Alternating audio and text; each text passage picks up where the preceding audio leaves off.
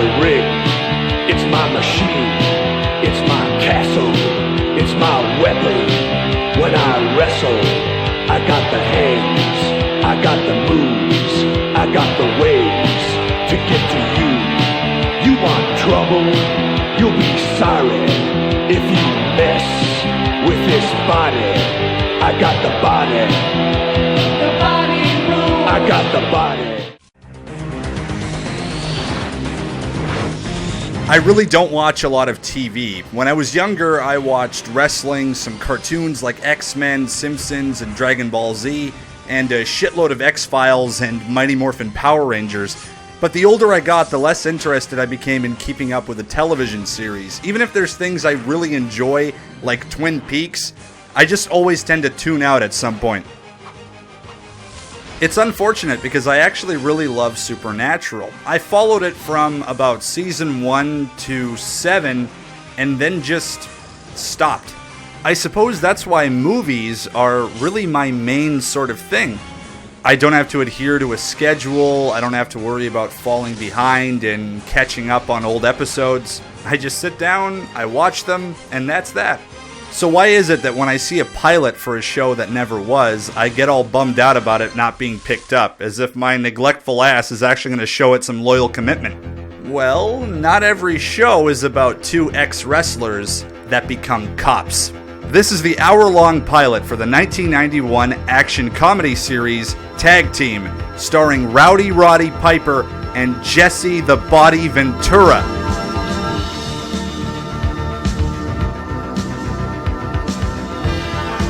This maybe seems out of character. The name of the show says it all. Cine-Masochist, not General Media Masochist.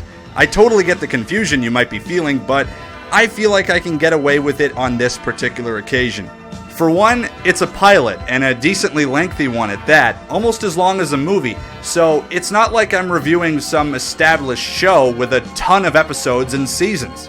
Two, I am all about this kind of shit.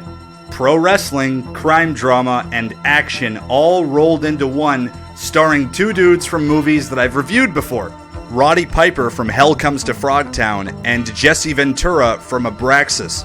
Call me arrogant, but can you think of anybody better suited to cover this shit? Yeah, that's what I thought.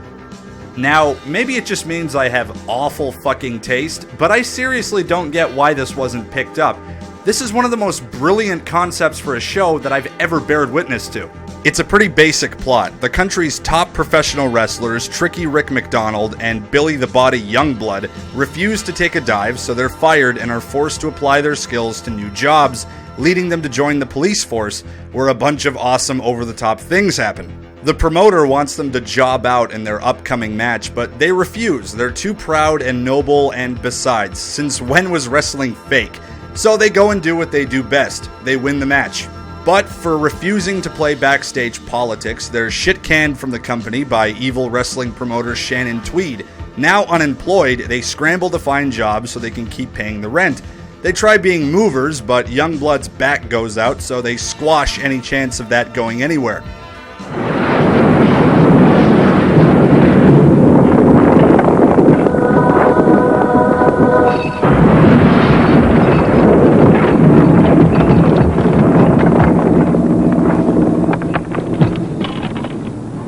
Rick? Yeah? I think we body slammed the truck. Yeah. They also give a shake at being human punching bags for a women's self-defense class. Times are tough for a couple of ex-wrestlers, but their door of opportunity swings open at a grocery store. They manage to foil a robbery in epically over-the-top action-exploitation fashion. Up and over. Down and out. Yeah. Their act of vigilante justice is greatly appreciated by the authorities, which is kinda backwards, even for an action scenario, because even cops get shit for being ridiculously violent in scenes like this. Did you use unnecessary deadly force? I used everything I had. You gotta say for yourself this time. You gotta clean up on aisle 4. At least we know that Marion Cobretti and John Stone would be more than proud of our body-slamming heroes. Since the whole idea of being a cop obviously revolves around knowing how to beat people absolutely senseless, Rick and Billy lace up their boots and tag into the police academy. Within, they're greeted by hard-nosed but totally has a crush on Jesse Ventura, Lieutenant Carol Steckler, and Cadet Ray Taylor, who wants nothing but to give our boys a hard time because they're former wrestlers, and to him, they would make the police force a laughingstock. The one black dude is a douchey, insecure little antagonist. I'll take shit that would never fly these days for 400. That's racist! They overcome every physical obstacle. Billy even impresses the hell out of Lieutenant Steckler with his awesome marksmanship. Where'd you learn to shoot like that? Navy SEAL team. A Navy SEAL. I taught you well. The physical tests have been a cinch, but Tricky Rick isn't so sure about his book smarts. He didn't do so well in school, but Billy reminds him that he's a total super genius when it comes to retaining information without even knowing it. Really? Because I know a lot of trivia about movies, comic books, and professional wrestling, but I'm still dumb as a brick when it comes to math and shit. I'm being a little hard on this though, because really, this is just the show being self-referential with Piper. Piper wasn't much of a top student in real life either. In fact, he spent much of his youth in hostels after he had a falling out with his father at the age of 12. You think your life's rough? Might want to stop bitching. Blip TV presents The Cine-Masochist will return after this advertisement. Red alert. Red alert. Red alert. You crossed my line of death! You haven't dismantled your MX stockpile. Pakistan is threatening my border! That's it, Buster. No more military aid. Nuke 'em. Get them before they get you. Another quality home game from Butler Brothers. We now return to Blip TV presents The Cine-Masochist. Meanwhile, on the other side of the plot, Rita, an animal activist and professional dog walker, ends up witnessing a mob hit by complete accident. She can identify the shooter, but she's reluctant about testifying in court because she fears for her own life. And Rick and Billy's first official day on the job as cops is securing the perimeter of Rita's safe house. While Rick and Billy are upstairs hanging out with Rita, a goon dressed as the mailman infiltrates the safe house, and the two supposedly veteran cops downstairs get their shit all fucked up. The tag team manage to get the better of the hitters, but they lose Rita.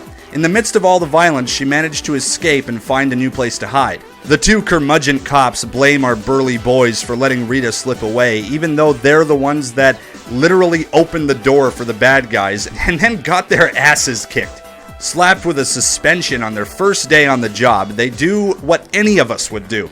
They steal a squad car, deduce that Rita must be at the animal shelter, and race her to the courthouse with only minutes to spare, beating the shit out of some mafioso goons in the process. Justice prevails, their spots on the force are secured, and Rita brings them a scruffy dog that would have ended up being the show's silly mascot or something. I really can't grasp why this didn't become a show. I mean, this could have gone on for at least one season. Piper and Ventura's chemistry is spot on. They're the perfect tag team of bona fide bros. The show doesn't even attempt to hide the homoeroticism either. The first time we see Rick and Billy, well, this.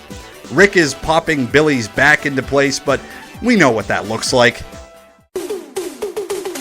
This is definitely not the only instance of brotastic fun.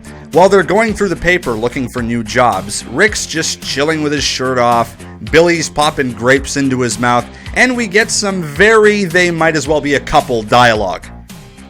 I was somebody as Tricky Rick McDonald, half a great pro wrestling tag team. I was somebody. Who am I now? Billy, who am I now? You're Rick McDonald. You're anyone you want to be. You're my best friend, you're my roommate, and you're making me depressed. So why don't you go back to thinking, okay? Whatever way you want to interpret it, they're a great fit and they're incredibly likable as a duo. It's like Batman and Superman, or Rogers and Stark. Neither of them is the sidekick, they're both equally awesome, and you probably wouldn't mind seeing them make out. The action is great. The incorporation of wrestling moves into street fight situations is a lot of fun, and with Piper and Ventura being naturals in the ring and on camera alike, you really couldn't have two better fellas from the wrestling world filling these roles. Piper and Ventura have always showcased a special kind of charisma. It really is rare for a wrestler to transition into movies or other brands of TV without still being that wrestler. Piper, for instance, really works as an actor. He can pull off the lonely drifter and the badass action hero. Ventura makes for a wicked special forces soldier, and he can really pull off the intergalactic superhero. Unlike Hulk Hogan, who, with his raspy wrestler voice and very distinctive look, just always played the Hulkster no matter what movie he did. The story really is executed quite well, too. It's ridiculously simple, but what really makes me give it points is there's some serious truth to it. When a pro wrestler is no longer a pro wrestler, they really do just sort of revert back to being blue-collar Joes. Dwayne "The Rock" Johnson may be successful in Hollywood, but that really is one of the few rare occurrences, while the rest are not so happy post-wrestling cases, like Jake the Snake Roberts or Scott Hall. What happened to a lot of these guys is downright heartbreaking, and if you really want to dig deeper into it, check out Darren Aronofsky's The Wrestler or the amazing documentary Beyond the Mat. I know there's a lot of people out there that don't give pro wrestling a second glance, but it really is a business that takes multiple talents in entertainment and athletic ability to succeed in. It's something I'll always have a high level of respect for. Besides Rowdy Roddy Piper and Jesse the Body Ventura, Tag Team featured some other recognizable faces. There's Shannon Tweed, who is best known for being Gene Simmons' playmate girlfriend and appearing in generally trashy action films like Cannibal Women in the Avocado Jungle of Death. Robin Curtis, who played Lieutenant Savick in Star Trek III: The Search for Spock and Star Trek IV: The Voyage Home. Character actor Raymond O'Connor, who I'll always remember as the security guard at the beginning of Halloween 4. Mark Ginther, who has been a stunt coordinator and stuntman in everything. He was one of the goons in Tag Team, but his credits range from the wolf mutant Razar from Teenage Mutant Ninja Turtles 2 and the villainous Lord Zed from Mighty Morphin Power Rangers to stunt work in every single new superhero movie, all 3 Iron Man films to name a few. Professional wrestlers Akio Sato and Pat Tanaka play the opposing tag team at the beginning. They're managed by the iconic Mr. Fuji, who was inducted into the World Wrestling Entertainment Hall of Fame in 2007. Tag Team was directed by primetime Emmy winner Paul Krasny. He's responsible for the original Mission Impossible series. I mean, a lot of talent was involved here, and it came together pretty well. It was bought as a series by ABC. It seemed to be a sure thing, but execs canceled it a day before the first episode was going to be shot. Would it have been some amazing, groundbreakingly awesome show? I don't know. Maybe, maybe not. But I still would have loved to have seen at least a season of Piper and Ventura busting bad guys using wrestling tactics. It certainly makes for a better show than Glee.